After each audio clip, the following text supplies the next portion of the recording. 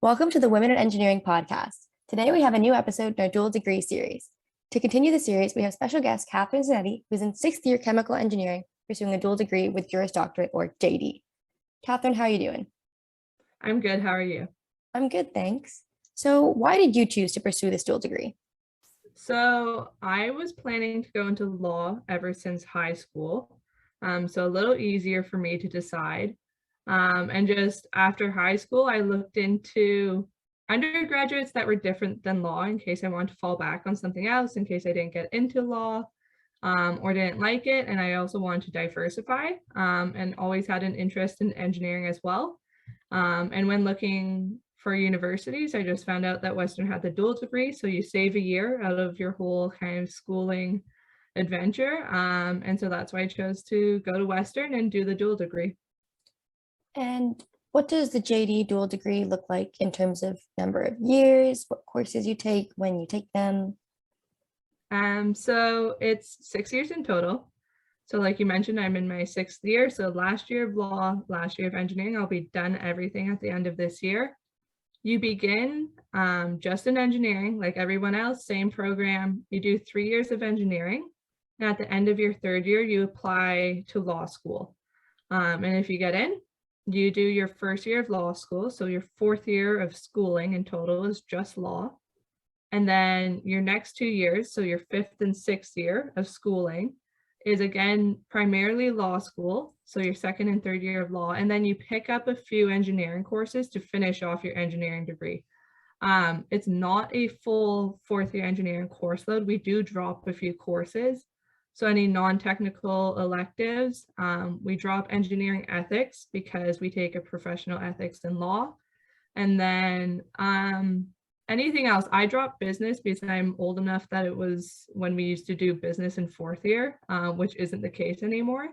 So essentially you do capstone and technical electives. That is for specifically for the chemical engineering discipline, because we don't have any mandatory technical electives in our 4th year. If there are mandatory technical electives in your 4th year, you would also have to add those onto your 5th and 6th year of schooling. So I believe software has some. I don't know about any other disciplines, but the school website does have it set it out pretty clearly. So, Okay, but that's kind of nice. So you do a lot of the engineering and then you do a lot of the law and it kind of just mixes in a little bit. yes, yeah. Sounds cool. And are there any opportunities associated with pursuing the specific degree? So there certainly are opportunities such as scholarships, internships with law. So there's like entrance scholarships. There's also merit and financial based ones that you can apply to. So same thing as like when you apply to engineering. And then you can do internships while in law. There isn't anything specific to the dual degree, like nothing that is similar to like the Linamar scholarship for, I believe, engineering and business for women. It is something to keep in mind. It's a rather small program. There's like 5 of us doing the dual degree in law school right now. So there's not a lot of things tailored specifically to those 5 students. There are a lot of opportunities just in law school in general, and there's no distinction between whether you're the dual degree student in law school or just an average other student in law school. So Okay, so less kind of engineering specific things. It's more so just everyone together. yeah, Makes yeah, sense. you feel like any other law student, and then you get to tell them that you're also picking up engineering courses on the side, which makes you cooler. So And they're like, wow, oh my goodness, how? yeah, But it's nice to kind of like integrate it in that community nicely, I'm sure. yeah, yeah. And so what jobs or career paths does this dual degree lead to specifically? So the main one, the most common that kind of comes to mind when you mention having an engineering background to anyone in law would be intellectual property.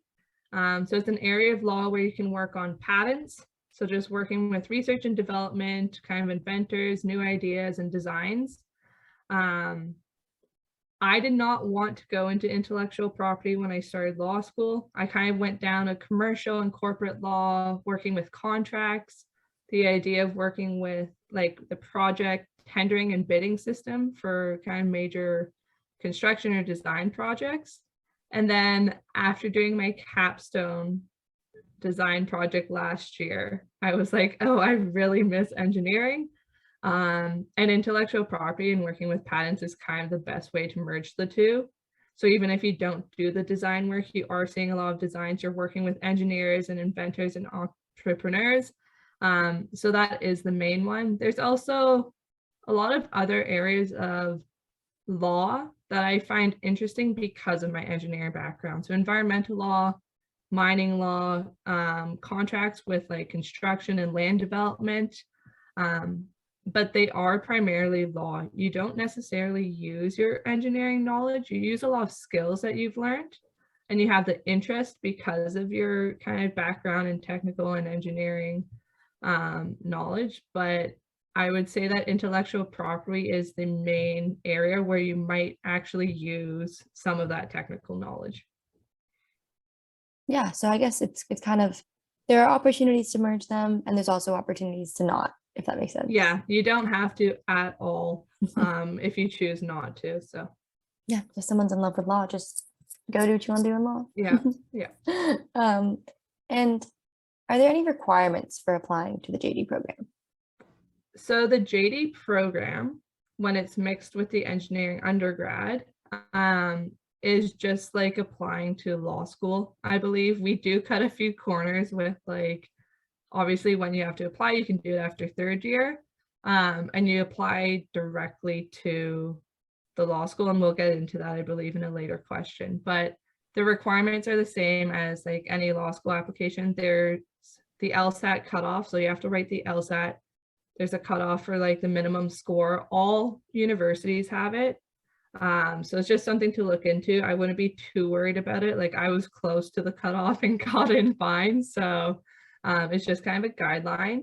And then they look at your grades for all 3 years of engineering. They do primarily focus on the upper years, which was life-saving for me. My grades definitely improved significantly in my third year. And they do mention on like the law admissions website that upper years are weighted a little more heavily. And then they also mentioned that a heavy or overloaded course load, like in engineering, is considered. And then beyond school, they do look at past employment, volunteering, extracurriculars, anything that you would put on like a work resume. You do submit a resume and they do look at as well. So whenever you kind of add on responsibility on top of your full course load, they definitely look at. And then just a final note, they do try to fill a few spots of this dual degree, so that is a consideration. I mean, I don't think it guarantees that they will be admitting someone in the dual degree, but it definitely helps. And I wouldn't say that having the engineering undergrad is a disadvantage at all, whether it's for grades or course load or anything like that. They do consider it. Yeah, I feel like as a first year or second year, you see this dual degree with law and you think, oh my gosh, I have to write the LSAT. I have all these courses, my grades will never be good enough, and it feels very overwhelming. Yeah. But it's good to know that it's very much attainable, very much doable if that's what you want to do. It is. And I wasn't striving to meet requirements of law school in my first and second year of engineering. I was just trying to like pass, learn, do well like anyone else. It wasn't like it was constantly in the back of my mind. I really did start considering it in third year. I think third year you just also get a handle of engineering a little bit better, and my grades went up, which helped. But don't worry if you're like in your first year and you haven't even thought about like, oh my God, are your grades good enough? They don't need to be yet. I'm sure there is a minimum, but it's not a huge deal. Good to know. And how would a student go about applying for the JD program? Okay, so the deadline for the dual degree is May 1st at the end of your third year. And so you apply directly to the law school. Like, you can send it into their admissions office. They have an address, or you can like walk in and hand it to them, which is what I did, I believe. So much easier compared to like when you apply to universities through UAC or if you were applying at the end of engineering after you graduate and you apply to like various law schools, you have to apply through LSAC, I believe it's called. And it's like just the third party organization where you just apply to multiple law schools through a single website. So we bypass that. You just give your printed out application directly to the law school admissions office. And it includes a signed application form, your resume, a personal statement. Mine was like a page and a half, not double spaced. And it asks questions like, I believe there's 2 questions. One was like, what sets you apart, or why do you want to go to law school? What would make you successful in law school? And then the second is like a hypothetical kind of ethical question, like how would you advise someone? You don't need to have any knowledge of law to like answer these questions. And then your official transcript, if you did any schooling at another school, also that official transcript. And then 2 reference letters. One has to be academic. I used a professor who I worked with closely when I was a class representative. So he knew me as more than just a student. I did more than just go and sit in class. Like I spoke with him, we kind of dealt with a few problems with like the design of the class, just setting up dates and requirements.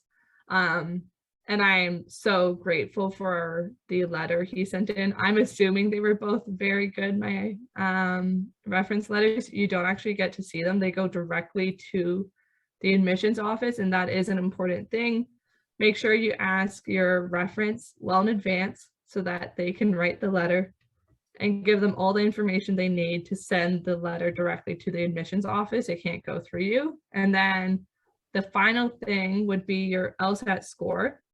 So I did say that you apply for the dual degree in May, by May 1st. You can actually write your LSAT the month after in June. So it's kind of a special exception that they might give to dual degrees because we're like cramming through school right up until we're applying. So you just send them your LSAT score after writing it, and it's added to your application after the fact. That's what I ended up doing. I finished school like sometime in April. I studied throughout May and I wrote in June. It worked out for me. I would highly suggest maybe getting your life organized a little earlier than that and writing. I believe there's like 4 opportunities per year to write the LSAT. There's definitely one in December and in September, and then obviously the one in June. I believe there's another. You can write the LSAT multiple times and they only take your best score. So it might be a good idea to actually plan to write it more than once if you need to. It's really common to write it a second time to bump up your score. I didn't, it worked out. It is a good thing to consider, just for planning if anyone's actually considering doing the dual degree. So I hope that's clear enough. Yeah, that makes a lot of sense. Yeah. I do have a couple like little follow-up questions though. Yeah. So where is the law admissions office? So the law building's actually directly across from engineering. If you were to leave the engineering buildings like through that front entrance and just run across the street like you're not supposed to because there's no crosswalk, and walk right into the building across from you, it's just in that building. It's on the 2nd floor. I would say watch out for business hours with law. You can't enter that building 24/7 like you can engineering. And obviously the office closes. So don't wait until like May 1st at like 5. You might miss the deadline. But yeah, it's on campus, super close to engineering, pretty easy to find. So yeah. Yeah, sounds good. I was trying to think, you mentioned it and I was like, it's very easy to see like the Ivy building because it's got the letters and everything, but yeah, it's like, where is that? Yeah, just across the street. Yeah, convenient. Mm-hmm. And how do you stay connected with the engineering community while completing the courses required for JD? I know you said in upper years it becomes more law heavy. Yeah. So this one I actually think is super important. In my first year of law, even though I didn't take any engineering courses, I still volunteered with WET, so the toboggan team. I had been on the team in my second and third year of engineering and just continued with it in my first year of law. I also, like I mentioned before, was a class representative in my third year. I also softed for 2 years, which helps a lot with knowing people both who are older than you by a few years and younger. And so I had a few connections in classes that were younger, so that when I came back and did my capstone, I actually knew a few people. And so I was able to like join a capstone group with people who I knew and were amazing. And it was a great experience. So I would say the best thing you could do is get involved in at least one kind of team, group, committee, whatever it be, and continue it until you're at least like first year of law school. And that just helps you stay connected with different years of engineering. And then when you do end up doing your capstone, which is in your second year of law school, your fifth year of school, so not the very final year, it's more likely that you'll know a few people, which helps a lot. Admittedly, with COVID, I didn't keep it up in these last 2 years. And I think I would have if it hadn't been for like, I wasn't in London a lot last year. So I would just really say kind of rely on extracurriculars to do that. It's hard to like meet people in class like 2 years later when they're 2 years younger and you haven't kind of seen them ever before. Whereas if you like even just recognize a face from being on a team together, it's very helpful. I feel like that bonds you as well. Yes. Like, oh, we're on this club together. We both have this shared interest. Yeah. Yeah, shared interest outside of school like kind of helps. I guess it's still within school, but not coursework. So no, definitely. And did you find it difficult to go back to those math, technological engineering courses after doing a lot of those law courses? So this was like my biggest fear with the dual degree.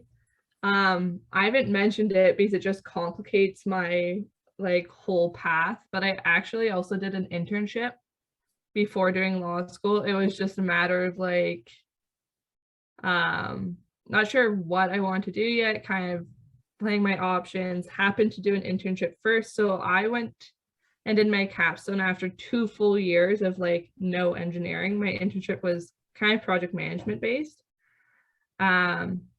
It's a lot easier than you think because for me, the first course I did after a full year of law was capstone, which is very daunting, but it's a course that's very receptive to like self-teaching and ongoing learning. Like you're not tested, there's no quizzes.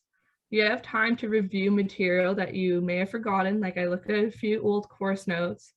And it's also very research based. Like you can just look up what you need to learn for your capstone course or for your project. You also have the professor and the TA who really help you with your project, and you're not learning everything in chemical engineering again or whatever discipline you might be in. You're learning your specific project. So you have a full year to kind of get back up to speed. It's surprising how quickly you pick things up again. And just the research base or capstone and design base where it's a project instead of tests or exams. It's 100% doable. I ended up loving it. Like I said, I had an amazing capstone group and I knew a few people from when I used to soft, which helped a lot. So I could rely on them.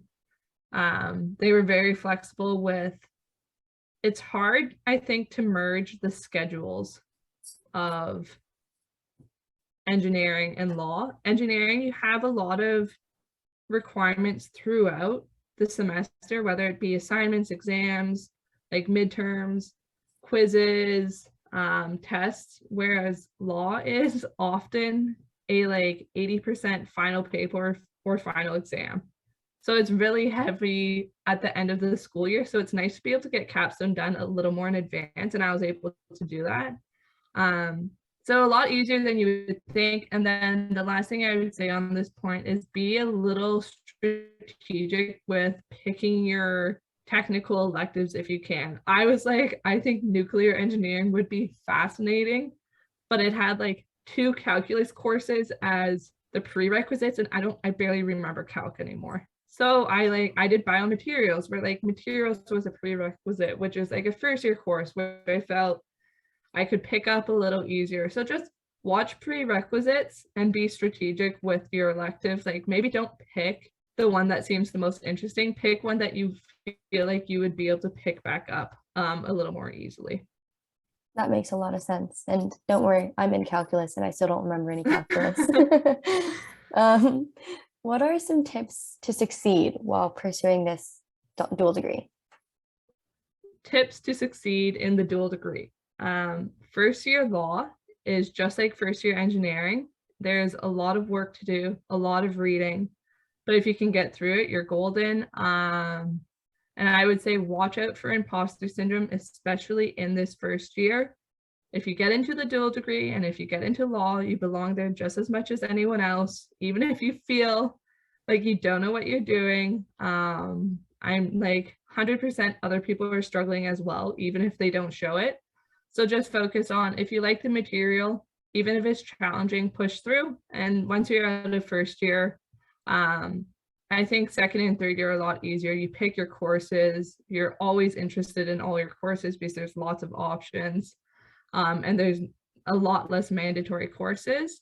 And then I would say that engineering sets you up well for law school. Like it is a big switch in the amount of writing you need to do. You need to pick up on your writing skills quickly, learn how to write like a lawyer or what the profs are asking of you. You need to present arguments on either side. There's no right answer in law. So that's a big switch from engineering, where there is often a right answer. And then on top of that, just you can really rely on the fact that engineering has taught you to be a smart thinker and an analytical thinker, and that you can handle a heavy workload. So I think this is a hard statement to make because I don't think a lot of students do the dual degree, but those who do, engineering students who go into law, I think are set up very well to succeed. Oh, that's good to know. I think, like I said earlier, it can be daunting of, oh no, like I'm not going to do well, I'm not going to succeed. It's so different. But engineers are cool. We get work done. We don't realize it. Like you're so in it, you don't realize how much you're doing and how much you're picking up just by time managing and all those other skills you learn along the way. Yeah. So I wanted to ask if there's anything else you wanted to add to our listeners. I would say the last thing would be, if you want to do the dual degree, you don't necessarily want to know what you want to do in law. I had no idea. I went in so against intellectual property. You don't pick any of your courses in first year. You're essentially told what to do, so that helps a lot. You develop interest, then you kind of pursue them. And then like mine switched again between second and third year, also through the recruit. So through applying for summer jobs and for articling, they do it almost like a full year in advance. You learn a lot about firms, about practice areas. So like the different fields of law that firms are actually practicing, and it's not just like theoretical based in school. You see where the money is, where the jobs are, what type of work they're doing. It helps you pick what you want to do, and it can be done like in third year or second year. So don't feel pressured that you need to know what you want to do in law. Don't feel pressured that you need to do intellectual property and patent law, even if you have the engineering background. If you go and do something completely different in law, engineering is not a waste, because it taught you so many skills and how to handle a heavy workload and how to handle like being pulled in a million different directions. That being said, if you do IP, you do get to see a little bit of like the cool engineering designs and innovation that you kind of have that background in. So I would just say, yeah, don't go in expecting to merge the two, but if you do, great. If not, like, I think any area of law is so fascinating. You do have to pick one. You can't do it all, but they are really very cool. Thank you for that. And thank you so much for your time today. Of course, I'm so happy to help any way that I can in explaining this dual degree. It can be a little confusing, So yeah, if anyone wants to contact me directly to go through all of this again, if it was unclear, 100% happy to ask or answer any questions anyone has. And links to contact Kathryn will be in the description box of the episode, so you can find it there. Yeah, thank you. And to all our listeners, I hope you have a great rest of your day and see you at the next podcast.